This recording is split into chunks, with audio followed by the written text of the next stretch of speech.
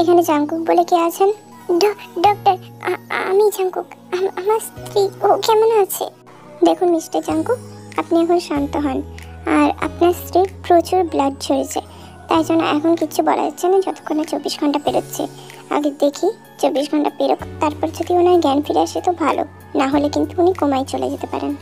Doctor please এরকম বলবেন না, ঠিক হয়ে যাবে তো। বললাম তো এখন কিচ্ছু বলা যাচ্ছে না যতক্ষণ না 24 ঘন্টা পেরোচ্ছে। এই আপনারা কেন কিছু বলতে পারবেন না? আপনারা তো ডক্টর, তাহলে কেন কিছু বলতে পারবেন না? যদি আমার পেয়ে কিছু হয়ে যায় আমি কিন্তু সবাইকে শেষ করে দেবো, বলে দিলাম সবাইকে। জাংকুক ভাই প্লিজ এইভাবে বলো না। দেখো ভাবির কিচ্ছু হবে না, সব ঠিক হয়ে যাবে। হ্যাঁ জাংকুক, তুই প্লিজ শান্ত হ। দেখ তোমার কিচ্ছু হবে না, ও ঠিক হয়ে যাবে। এবার জাংকুক আর নিজেকে সামলে রাখতে পারে না, জিনকে জড়িয়ে ধরে কাঁদতে শুরু করে। মা, আমি কি করে শান্ত থাকবো বলো তো? আমার তেজ ওখানে জীবন মরণের সাথে লড়াই করছে, আমি কি করে শান্ত থাকতে পারি বলো তো? আমার প্রাণটাই যে ওখানে, ও যদি চলে যায় তাহলে আমার প্রাণ ছাড়া আমি কি করে বাঁচবো? তেজে ছাড়া আমি বাঁচতে পারবো না মা, ও যে আমার প্রাণ। জাংকুক প্লিজ এইভাবে বলিস না। দেখ তেমা ঠিক হয়ে যাবে, একটু শান্ত হ। 24 ঘন্টার ব্যাপার, প্লিজ বাবা। দেখ একটু তো ধৈর্য ধরতেই হবে বল। অন্যদিকে তোর সাহস কি করে হলো আমার তের গায়ে হাত দেওয়ার? তোর বেঁচে থাকার কোনো অধিকার নেই, কোনো অধিকার নেই। বস আমার ভুলে গেছে, আমাকে ক্ষমা করে দেন। তুই আমার কলিজাতে হাত দিয়েছিস, তোকে তো এই দুনিয়া থেকে চলে যেতেই হবে। এই বলেই সে রসিককে গুলি করে দেয়। এই তোরা সবাই আমার তের খবর নে, কেমন আছে ও? সারা ঘরেতে ওই লোকটার শুধু তের ছবিতেই ভরা। তারপর তের একটা ছবিতে হাত বুলিয়ে বলে, সরি সোনা, আমি বুঝতে পারিনি তোমাকে ওরা আঘাত করে দেবে, কিন্তু আমি সত্যি তোমায় খুব ভালোবেসে ফেলেছি কলিজা। আমি খুব শীঘ্রই তোমাকে আমার কাছেই নিয়ে আসবো, আমার করেই ছাড়বো। তোমায় আমি খুব ভালোবাসি সোনা। অন্যদিকে 24 ঘন্টা পেরোতেই তের জ্ঞান ফিরে আসে। জ্ঞান ফিরতেই সে চোখের সামনে জাংকুককে দেখতে পায়। তখনই তার বুকটা ধক করে ওঠে, খুব কষ্ট হয় জাংকুককে দেখে তার। কেমন আছিস জান? আমি ভালো আছি জাংকুক। তুমি এরকম কাঁদছো কেন? আর সারা রাত ঘুমাওনি? তোমার চোখ মুখের অবস্থা দেখেছো? কি করে আমি ঘুমাবো তুই বল? আমার জানটা মৃত্যুর সাথে লড়াই করছে, আর আমি ঘরে গিয়ে শান্তিতে ঘুমাবো? তুই ভাবলি কি করে? বিশ্বাস করতে, তুই না থাকলে যে আমি বাঁচতে পারতাম না। আর না থাকলে কি আর বাঁচা যায় বল? একদম মরার কথা বলবে না, বুঝলে? এই বলে তে জাংকুককে চাপটে জড়িয়ে ধরে। জাংকুকও দেখে চাপটে জড়িয়ে ধরে। দুজন দুজনকে এমনভাবে জড়িয়ে ধরে আছে যেন ছেড়ে দিলে একে অপরের থেকে দূরে চলে যাবে। এই শোনো, এদিকে তো তুমি তোমার অবস্থা কি করেছো দেখতে পেয়েছো? চুপচাপ চোখের জল বন্ধ করো, আর না হলে কিন্তু আমি অনেক দূরে চলে যাব। না তে, এরকম বলিস না। আমি দেখ আর কাঁদছি না, আর কাঁদবো না আমি। তে সুস্থ হতে প্রায় অনেক দিন কেটে যায়। এরই মাঝে জাংকুক অনেক চেষ্টা করেছে তের উপরে কে হামলা করেছে সেটা জানার, কিন্তু জাংকুক কিচ্ছু জানতে পারেনি।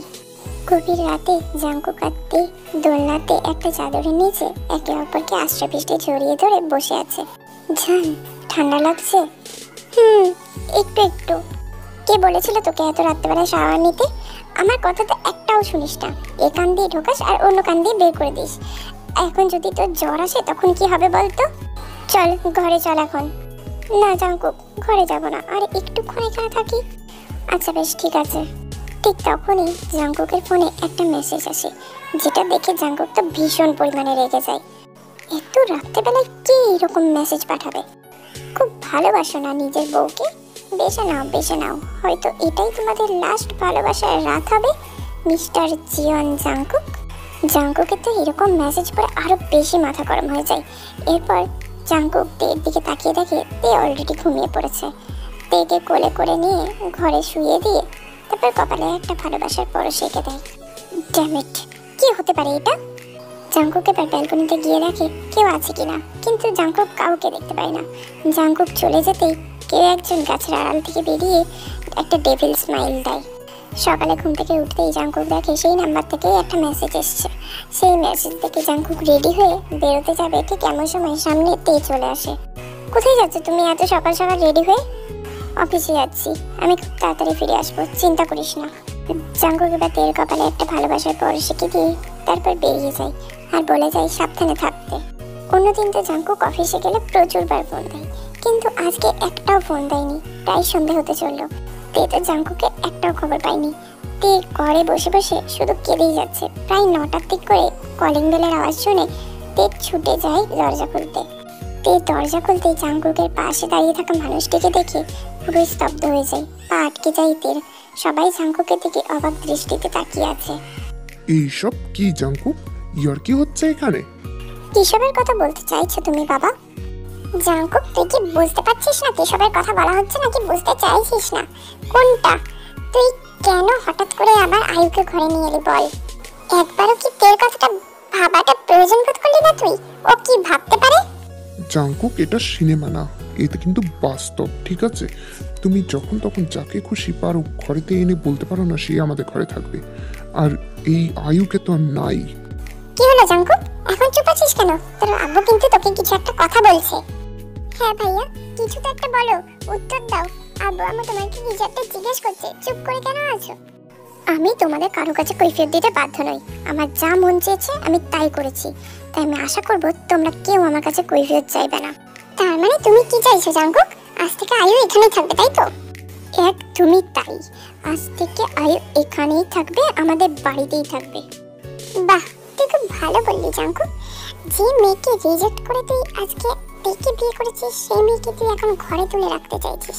বাহ, এখন তো তোকে আমার নিজের সন্তান বলতেও ঘৃণা করছে। প্লিজ মা, আমি আর এই বিষয়ে কোনো কথা শুনতে চাচ্ছি না। ঠিক আছে, আমিও তোকে কিছু বলবো না, কিন্তু এর বিষয়ের জন্য যদি তেমার কোনো ক্ষতি হয়েছে তাহলে কিন্তু আমার থেকেও খারাপ কেউ হবে না, শুনে রাখ জাঙ্কুক। এই বলে জিন সেখান থেকে চলে যায়। জাঙ্কুক এবার তের দিকে তাকায়, কিন্তু তে জাঙ্কুকের থেকে চোখ সরিয়ে নিয়ে এক দৌড়ে নিজের ঘরে চলে যায়। তের তো পুরো পৃথিবী ঘুরছে জাঙ্কুকের কথা শুনে, খুব কষ্ট হচ্ছে তের। তে এবার ধপ করে মাটিতে বসে পড়ে ডুকরে ডুকরে কাঁদতে শুরু করে। তে তো ভাবতেও পারছে না জাঙ্কুক ওর সাথে এমনটা কেন করছে। তের খুব মন যাচ্ছে চিৎকার করে কান্না করতে, কিন্তু তে এমনটা করতেও পারছে না। ঠিক এমন সময় জাঙ্কুক ওই রুমে ঢোকে। তের এমন অবস্থা দেখে জাঙ্কুকের ভেতরটা যেন জ্বলে পুড়ে যাচ্ছে, ভেতরটা মোচড় দিয়ে উঠছে বারে বারে। কিন্তু জাঙ্কুক যে কিচ্ছু করতে পারবে না, জাঙ্কুকের হাত পা বাঁধা যে এই মুহূর্তে। জাঙ্কুকের আসার শব্দ শুনে তে এবার উঠে দাঁড়ায়, কিন্তু জাঙ্কুক চলে যেতে চাইলে তে জাঙ্কুকের হাত ধরে টেনে বলে, এইসবের মানে কি জাঙ্কুক? কিসবের মানে জানতে চাচ্ছিস তুই? কিসবের মানে তুমি কি বুঝতে পারছো না? তুমি কি মজা করছো আমার সাথে? কেন, আমি কি কোনো দোষ করেছি? তুমি আমায় বলো, আমি শুধরে নেব। না তে, এভাবে বলিস না, তুই কেন দোষ করতে যাবি? দোষ তো করেছি আমি। তে এবার রাগে জাঙ্কুকের কলার চেপে ধরে। কি বলতে চাচ্ছ তুমি? তুমি কি আমায় বিয়ে করে খুব বড় ভুল করে ফেলেছো? তাহলে আমায় কেন বিয়ে করলে বলো? তে প্লিজ, তুই শান্ত হ। কিভাবে শান্ত হব আমি? প্রথমে আমি এবার নিজের বাবা মাকে হারালাম, তারপর যাকে আমি ভালোবাসলাম তাকে হারালাম, সে আমাকে ঠকালো। তারপরেও যখন আমি আমার মন প্রাণটুকু উজাড় করে দিয়ে ভালোবাসলাম একজনকে, সেও আমায় ঠকালো। কেন ঠকালে আমায় তুমি বলতে পারো? জাঙ্কুক এবার হঠাৎ এগিয়ে গিয়ে বলতে শুরু করে, তে তুই আমার কলার ছাড়, তুই কিন্তু ভুলে যাচ্ছিস তুই কার কলার ধরেছিস। তে এবার একটা তাচ্ছিল্যের হাসি দিয়ে বলে, হ্যাঁ সত্যিই আমি ভুলে যাচ্ছি আমি কার কলার ধরেছি। আসলে আমি তোমায় একটু বেশি ভালোবেসে ফেলেছিলাম, তো তাই জন্য তুমি আমায় এরকম একটা প্রতিদান দিলে। তে আমি তোকে শেষবারের মতো বলছি, আমার কলার ছাড়। এবার জাঙ্কুক এক ঝটকায় তের হাত থেকে নিজের কলার ছাড়িয়ে নেয়। এবার জাঙ্কুক চলে যেতেই তে ধপ করে মাটিতে বসে পড়ে টুকরে আবার কাঁদতে শুরু করে। অন্যদিকে দরজার বাইরে আয়ু দাঁড়িয়ে থেকে এরকম মজা দেখতে পেয়ে ভীষণ আনন্দ পাচ্ছে। তের প্রতিটা চোখের জল যেন আয়ুর মুখের হাসি হয়ে ফুটে উঠছে। আসলে জাঙ্কুক দরজার বাইরে আয়ুকে দেখতেই তখনই এরকম রুড বিহেভ করতে নেই তের সাথে। আচ্ছা, আমার সাথেই কেন এরকম সব সময় হয়? প্রথমে আমি আমার নিজের বাবা মাকে হারালাম, আমিও যদি আমার বাবা মায়ের সাথে চলে যেতে পারতাম তাহলে কতই না ভালো হতো। আত্মহত্যা করার মহাপাপ, তাহলে কবেই আমি আমার নিজেকে শেষ করে ফেলতাম। কেন চলে গেলে বাবা মা তোমরা আমায় ছেড়ে? খুব মনে পড়ছে যে তোমাদের কথা আমার। তোমরা বেঁচে থাকলে হয়তো জীবনটা আমার আরো অনেক বেশি সুন্দর হতো। কেন তোমরা চলে গেলে বলো তো আমায় ছেড়ে? আমায় একা করে ফেলে রাখতে খুব ভালো লাগে তোমাদের। তে এক পর্যায়ে কাঁদতে কাঁদতেই ঘুমিয়ে পড়ে মেঝেতে। অন্যদিকে জাঙ্কুক একের পর এক সিগারেট খেয়েই যাচ্ছে ছাদে দাঁড়িয়ে দাঁড়িয়ে। জাঙ্কুকের বুকটা ভেতরটা জ্বলে পুড়ে যাচ্ছে, সিগারেট খাওয়ার জন্য না, তেকে এইভাবে কষ্ট দেওয়ার জন্য।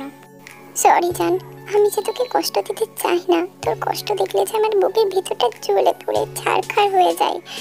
আমাকে যে এই কাজটা করতেই হবে তোকে বাঁচানোর জন্য, আমার যে হাত পা বাঁধা। যখন তুই জানতে পারবি যে আমি কেন এই কাজটা করছি, তখন নিশ্চয়ই তুই আমাকে আর ভুল বুঝবি না, ক্ষমা করে দিবি আমায়। খুব তাড়াতাড়ি আমি তোকে এই কষ্ট থেকে মুক্তি দেবো, খুব তাড়াতাড়ি। তার জন্য আমার কিছুটা সময় চাই। বেশ কিছুক্ষণ পর জাঙ্কুক রুমে এসে দেখে তে গুটি দিয়ে নিচে শুয়ে রয়েছে, হয়তো কাঁদতে কাঁদতেই ঘুমিয়ে গেছে। জাঙ্কুক তারপর তেকে কোলে তুলে বিছানায় শুয়ে দেয়, তারপর একটা ভালোবাসার চুম্বন এঁকে দেয় তার কপালে। তারপর ব্যালকনিতে গিয়ে সুগাকে ফোন দেয়।